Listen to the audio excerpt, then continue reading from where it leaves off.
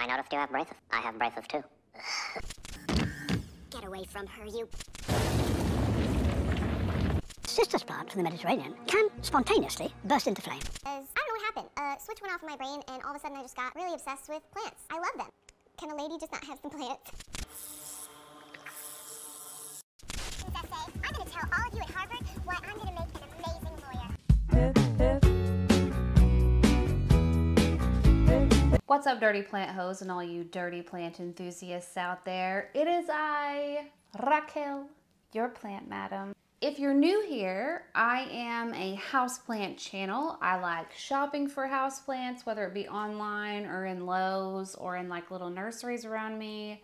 I love taking care of my houseplants, and I also have an Etsy shop where I'm selling some anthurium seedlings, and I'm hoping by the end of this week to have some other listings up. So if you're interested in any of those things, including merch, you can check them out down below. Also, if you like today's video, be sure and leave it a like down below. And if you like this kind of content in general, then be sure and subscribe.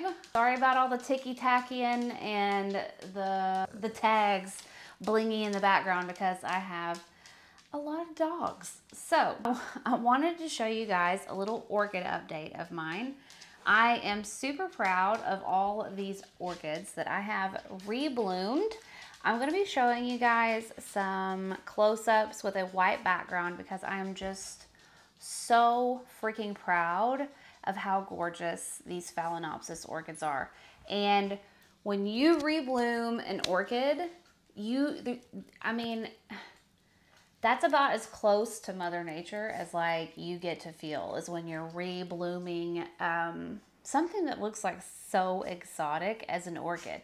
So I'll just explain to you some really basic care tips. None of these orchids are anything that I keep underneath grow lights. I grow all of them in my plant room window. They just kind of get like seasonal lighting from the best lit window in my house. You wouldn't want to put them in enough light where you could grow a cactus, but you do want them to get good lighting. And seasonal lighting, I think, is what helps to get the blooms to re-emerge because they can sense when the lighting is changing and stuff like that. And I've also heard, I'm not 100% sure if this is true, I'll try to do a little research and put it up here on the screen whether or not it is true. Your orchid from the store may not rebloom for the first full year after getting it because it was most likely tricked into blooming in the first place, and it may take some time to like get back acclimated into its blooming cycle. This beautiful yellow Phalaenopsis orchid is the first one that I have rebloomed. You can tell that this is the second time that this is bloomed because you can see like the old bloom stalk down there in the pot. And besides just having them in a really good lighting window, I take them outside of their cover pot, which looks like so. It doesn't have to be, you know, like a fancy one, but the fancy ceramic ones are also, you know, very cool and doable. I completely saturate it in the sink. Like I really try to give it a good hose down for quite a while. I feel like it does good to kind of soak these bark chips because if you just do it for like 10 seconds, it may not get the entire benefit of being watered. I put it up on top of this like dish strainer thing that I have on top of my sink. It has become such a freaking lifesaver when it comes to doing plant chores around my house. And maybe I'll just link the cart and this rack thing here because when I'm watering plants or like showering them in the sink, I can get them out of the sink and like put them up on top to drain without bothering anybody and like taking up the sink space. So it's kind of a really nice houseplant hack if you keep a lot of houseplants and you don't want to preoccupy the sink all the time. This next one is another Phalaenopsis that I have bloomed, and it is so gorgeous. I'm such a proud mom. Like you can see all the freaking blooms coming off here. The blooms on this one may not be as symmetrical as some of the other ones with the way it's blooming, but that's because I moved it from like the bottom of my window up to the top. And anytime that you move an orchid during the process of its blooming, some of the orchids will face in a different way. Like this one may bloom in this direction facing the light, and if you were to move it, the next one may face a different direction. If you want really uniform forward facing orchid blooms, be sure and not move it once the blooms begin to open. Here is the next beautiful set of orchid blooms that have showed up for me. You can see the white, like a super white, you guys, background here. It's a very, very slight touch of yellow and just like an airbrushed bit of pink in the center. I've always talked about how it looks like little flying owls or like little flying falcons on the inside of these blooms, but it's just really cool. And this is the first time that I've had a rebloom like up towards the top off of an old bloom stalk, okay? So this is the last bloom stalk that it had. It stayed green. I didn't cut it off, it stayed green. And when this bloom stalk was forming, it was also throwing off like some buds up here at the top. So it looks like I'm gonna get 2 whole blooms off of the top portion, and I'm just like very, very, very happy about that. I have been shoving these in Casey's face for over a week now, and he was like, you need to make a video about it because obviously you're excited about it. And I was like, obviously I am. Obviously. Anyways, I'm gonna show you one more orchid, but this orchid is store-bought, but this double bloom stalk, this was like a Lowe's purchase. I really love the pot. It's a very like warm tan color with just like a little white bottom here. I think this is just like they paired it with like this Dracaena. I think that's a Dracaena. Like I haven't even looked it up or anything, but I've just been watering it the same. I'm obviously at some point gonna have to pluck off this sphagnum moss and repot it because it's very difficult to tell when it's drying out if I can't see the roots at all. But I just think that the blooms are absolutely magical.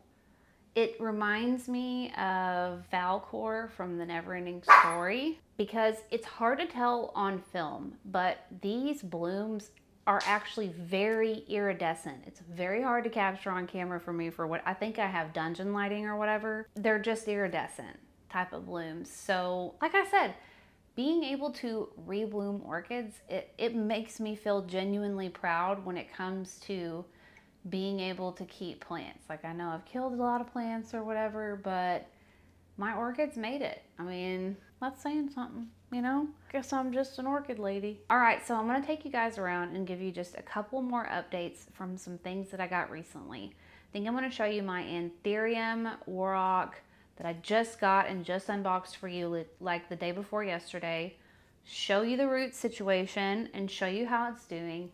And I also wanted to give you an update on the variegated mekins that I got from Botanicas because I feel like it's doing really well. Well, I'll just show it to you.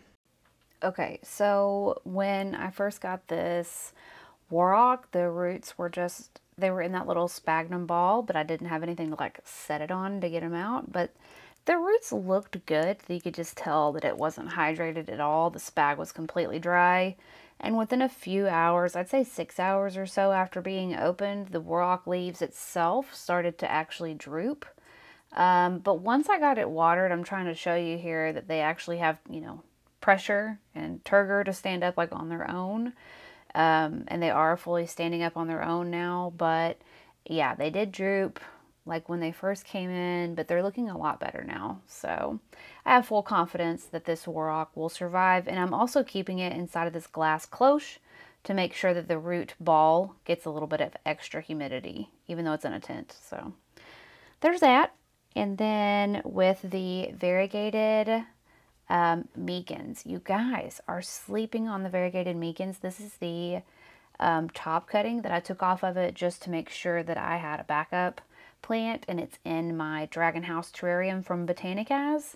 I need to completely remodel it, which is why I'm not showing you everything in there. But Here is the official mother plant and where I cut it. And this thing grows super duper duper duper duper slow. So, I mean, I'm telling you, it's gorgeous. Every single leaf, every single new piece of variegation that it puts out is prettier than the next. This is the newest leaf right here that it's given me, but it took it so long. I need to repot it into a nice fancy pot, but right now it's just being protected by my little cup here, and it's hard to kind of like move past the protection stage. But anyways, that's my variegated Mekins and Anthurium update. If you haven't ever really tried to grow an orchid in your home, I really, really, really hope that you give it a shot. Even if you kill a couple, no big deal. They are on the more affordable, attainable spectrum of plants. They are usually available at your local Walmart or Lowe's or Home Depot. And if you love the way that the orchids look, but you don't think that you're like a good enough plant parent for them, trust me, you are, because many of them survived the great drought die-off that happened in my plant collection. So you can do it, boo. Trust me. Trust me. Thank you so much for watching today's video. Be sure and like it. If you liked it, be sure and check out my Etsy store down below in the description. Subscribe if you liked today's content, and hit the bell if you don't want to miss anything in the future. We love you guys. Peace out. Later, taters. Bye.